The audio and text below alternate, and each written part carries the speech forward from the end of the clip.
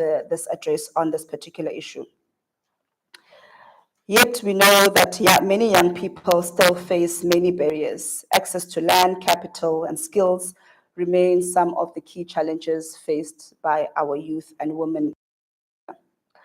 This is why we must continue to invest in youth-led initiatives that build skills, entrepreneurship, and resilience.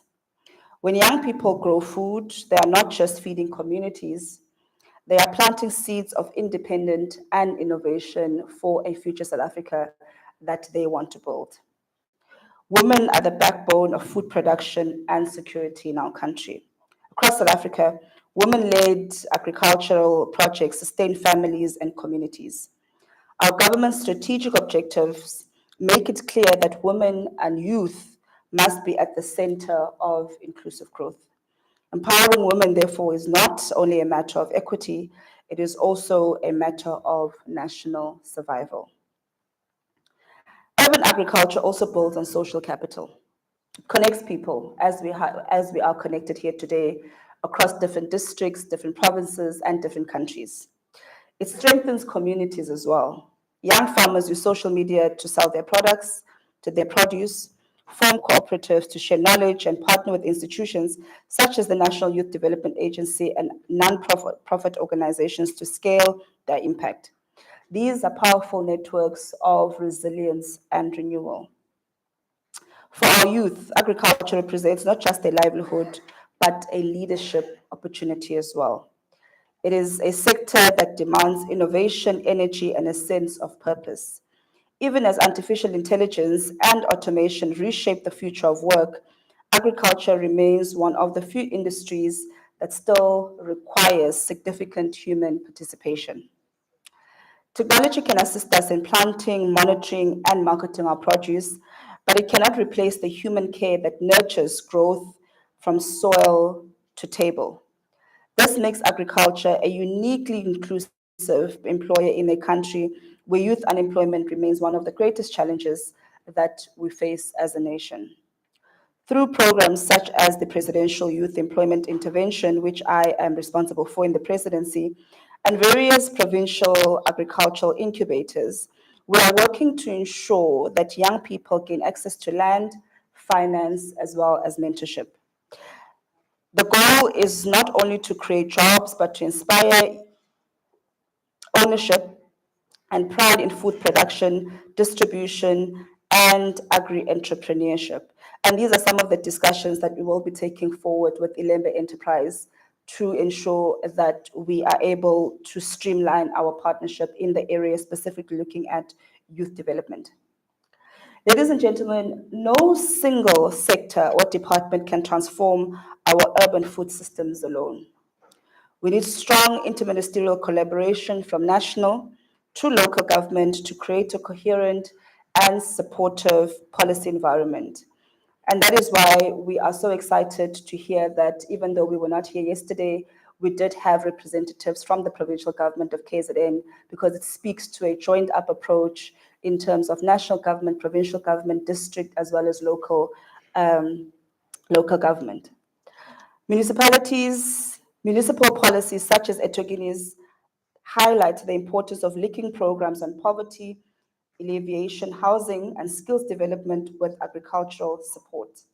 A good example is the Rainbow Chicken Farm Initiative, which transformed 150 retrenched workers into business owners. Today, they produce nearly 100,000 birds and generate about 5 million per quarter in revenue. That is the power of integrated, people-centered policy. At a national level, the Department of Agriculture's Strategic Plan 2025-2030 includes a commitment to strengthening coordination through a National Food and Nutrition Security Council, ensuring that every part of government pulls in the same direction. Collaboration must also extend to the education system. Working with the Department of Basic Education to reintroduce agriculture into the school curriculum is absolutely vital. Our children must grow up seeing agriculture as a science, first and foremost, a business, and a career of the future, and not just a last resort, as we often see. Colleagues, we cannot do it alone, as we've stated before. To move from survivalist gardens to commercially viable enterprises, we must build strong partnerships between government, business, and civil society, as well as our communities, which often feel left behind. Government's role is to create an enabling environment. That includes providing land, input, skills training, and market access. It also means ensuring that vulnerable groups, such as particularly women and youth, and school-based gardens receive priority access to subsidized water and technical support. The private sector and development partners in this very room also have a crucial role to play. We need to reimagine public-private partnerships as as public-private people partnerships, bringing together communities and academia into the equation as well. Together, we can redirect procurement towards small farmers and community producers, ensuring that the food served in our schools, hospitals, and public institutions sourced locally and sustainably. This is how we grow a movement that is inclusive, collaborative, and scalable. Finally, as we advance our work at home, South Africa also plays part on the regional and global scale. Through the African Continental Free Trade Area that I have been informed was discussed yesterday, we are strengthening intra-African trade in agricultural goods and services, building a single market that supports farmers and entrepreneurs across the continent. Urban agriculture also contributes directly to the Sustainable Development Goals and South Africa's G20 presidency, which is being held under the theme Solidarity, Equality, and Sustainability. These principles guide our participation on international, such as the Food Security Task Force and the Agricultural Working Group, where we continue to advocate for resilient food systems and farmer-led innovation. We also value the partnerships we have built through BRICS Plus and other multilateral forums. By sharing lessons on food sovereignty, digital innovation, and sustainable practices, we can help shape policies that build a more resilient and, most importantly, self-reliant African continent. In this way, South Africa's urban agriculture experience can produce a model for our continent, which can be a blueprint for how local solutions can drive global change. Colleagues, this summit, but particularly this session, brings together an inspiring group of experts whose insights will deepen our understanding of sustainable agriculture. Each of the contributions that will ensue today complement the message that sustainability, equity, and technology must advance together if we are to feed the world and empower our people while doing that. As I conclude, urban agriculture is a powerful local expression of our national commitment to transformational change. By empowering our youth and women, implementing coordinated interministerial policies, and forging robust partnerships with the private sector and communities, these can scale into solutions.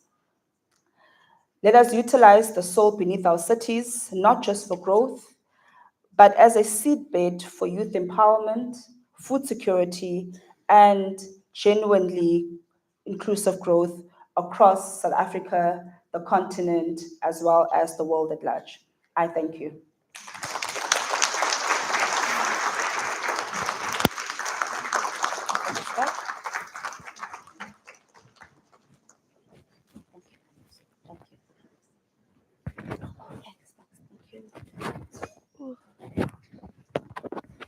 Thank you, Minister.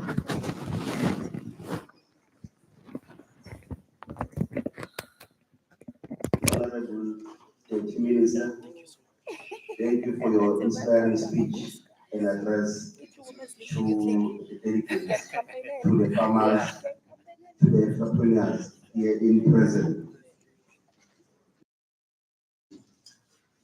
Can we please once more give a round of applause to the Deputy Minister?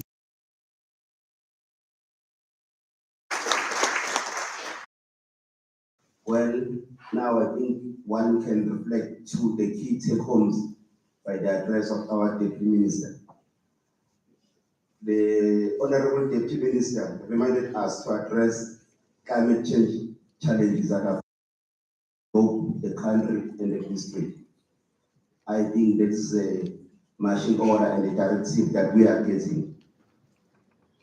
The Honorable Deputy Minister also advised us for a need to address the issue of food security, to address urban and peri-urban areas in terms of access. We also learned that from the address of the Deputy Minister that this conference, this summit, provide practical ways to reduce poverty in line with our NDP target by year 2030. I think we're on the right track. But also, the Honorable Deputy Minister did offer a solution in terms of us as a district, as an entity, to tap into the Presidential Youth Employment Program that is a solution for most of the challenges. We are noting that, Honorable Deputy Minister, as a take-home from your address. Also, we're advised, and then the Deputy Minister provided a policy direction that maybe there's a need to relook at the curriculum for basic education and actual entire education to ensure that agriculture, not just a subject, is an important subject like mathematics in terms of looking at food security and providing solution for the world. That is, I think, is a big take home to influence the policy direction in education. But also, the Honorable Deputy Minister made a proposal to harness access to market by providing a solution for a coordinated approach to access to market wherein everyone can be involved.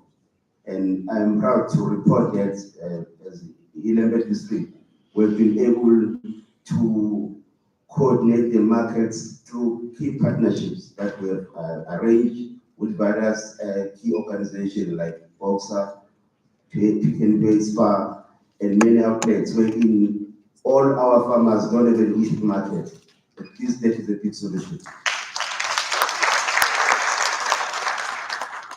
But the Honorable Deputy Minister said we cannot do it alone. We've got to prioritize intertrade agreements. That is why here in today, we're not just a local entity, neither a provincial entity. We're engaging with the world. The world is here and the world is with us. And that is the model we are taking. We appreciate that guidance, Deputy Minister. But lastly, I think, as a closing note by the Honorable Minister said, this conference can be a solution to the global challenge, which is the main one. Poverty is one of the main challenges. Food security is the main issue, and unemployment. With that, Honorable Deputy Minister, we appreciate your address. We learned a lot, and we look forward to a continued strategic engagement with your office as we started with the chair and the entire board and the district. It is not just an event, but it's a confirmed partnership between Ilembe District and the Office of the President through the Office of the Deputy Minister. Thank you so much. With that, the program will go as follows. We're going to start with the panel, wherein the take-home for our Honorable Deputy to see the real farmers being involved. In our program, we have farmers which are coming from the district that will be engaging on issues of access to market, access to finance, issues that are really worrying farmers, and what are the solutions for that. So I will propose a 10 minutes break of coffee, then we arrange a setup, then we come back to continue.